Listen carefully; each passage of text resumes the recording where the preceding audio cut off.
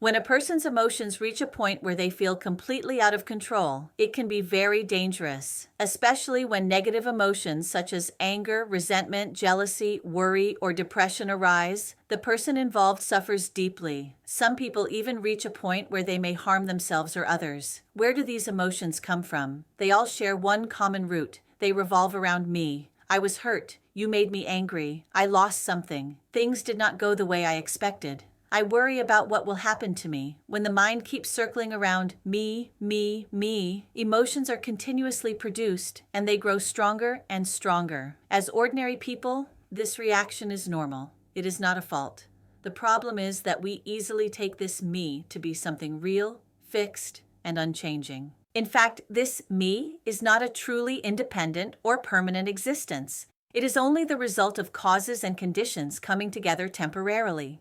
In this lifetime, we are simply using this body for a while, and we temporarily have these thoughts, emotions, memories, and identities. They feel very real, but they are only temporary. When this life comes to an end, this body ends as well. Along with it, the thoughts, attachments, and ways of seeing things that belong to this life also come to an end. What follows will be another life, another body, and another set of experiences and ways of thinking. Many people understand this in theory, but when strong emotions arise, we still find it very hard to let go of our attachment to me. So when someone is already suffering to the point of losing control, when there is even a risk of hurting themselves or others, simply talking about principles is often not enough. At that moment, what is needed is an emergency method, something that can help immediately. This method is not about suppressing emotions or denying pain. It is about shifting attention away from only thinking about myself and turning it toward others. When you stop repeatedly focusing on my pain, my anger, my suffering, and instead genuinely care about others or help others, the source that keeps producing negative emotions temporarily stops. Emotions continue not because they are so powerful, but because we keep holding on to the sense of me. When the mind is no longer centered on me, anger, resentment, and pain are no longer continuously created, and they naturally begin to ease. Here is a very simple example. Imagine you are in a state of intense pain, anger, or despair, completely absorbed in your own suffering. Suddenly, you see someone you deeply care about whose life is in immediate danger, perhaps about to be hit by a car. In that moment, you would rush to help without hesitation. At that instant, something very real happens. You completely forget about yourself. You are no longer thinking about how much pain you are in, because your mind is fully focused on the other person. And in that moment, your intense suffering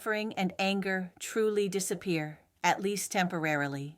Not because the problem was solved, but because your mind is no longer fixed on me. This is why helping others is a genuinely effective method when emotions feel overwhelming. It is not just comforting advice, and it is not a moral demand. It is based on how the mind actually works. When attachment to me is temporarily loosened and the mind is placed on others, emotions naturally soften. If you have the chance, you can try this for yourself the next time emotions begin to spiral out of control. Even doing something small to help someone else, as long as it is done sincerely, can help the mind gradually settle down.